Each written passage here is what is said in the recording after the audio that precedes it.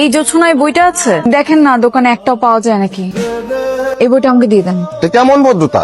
ধাক্কা দিলেন, একটা সরি পর্যন্ত বললেন না। এখন আমি বই কিনলাম, আপনি বলতেছেন এটা আমাকে দিয়ে দেন। সরি রাগ করবেন না, আমাকে এই বইটা দিয়ে দেন। আয় না, বই আর কলম আমি কাউকে দেই না, সরি। বই আর কলম দেন না মানে? দিলে সমস্যা কি? হ্যালো, কে বলছেন?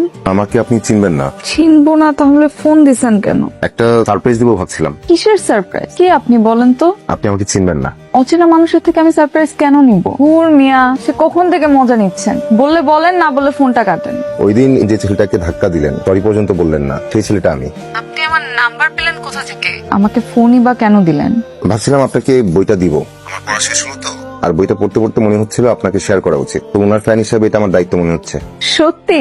কোথায় আসবো বলেন? আপনাকে আসতে হবে না। আপনার যদি আপত্তি না থাকে তাহলে আপনার ঠিকানাটা দেন, আমি নিজে আসবো। দরকার তো আমার, আপনি কেন আসবেন? আজকাল তো মেয়েরা বই পড়ে না, সেখানে আপনি একজন ক্রেজি পাঠিকা, আপনার জন্য এতটুকু করাই যায়। ঠিক আছে। বইটা দিচ্ছি 2টা শর্তে। শর্ত? বইটা পড়ে ফেরত দিতে হবে, 2 বইটা পড়ে আমাকে রিভিউ জানাতে হবে। ওকে ডান। আমি আসি।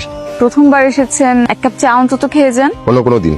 আপনার নামটা মানে নাম্বারটা কি নামে সেভ করব? ইনশাল্লাহ। আপনার বাটন ফোন, অ্যান্ড্রয়েড ফোন নেই? আছে, খুব প্রয়োজন ছাড়া ব্যবহার করি না। আমার কাছে অ্যান্ড্রয়েড ফোনটাকে একটা কন্ট্রোলার মনে হয়, মানে সবসময় নিয়ন্ত্রণ করছে। Same here. এই যন্ত্রদানবের দুনিয়ায় এই একটা মানুষের লেখার মাঝে জীবনে একটা সুন্দর মানে খুঁজে পাই।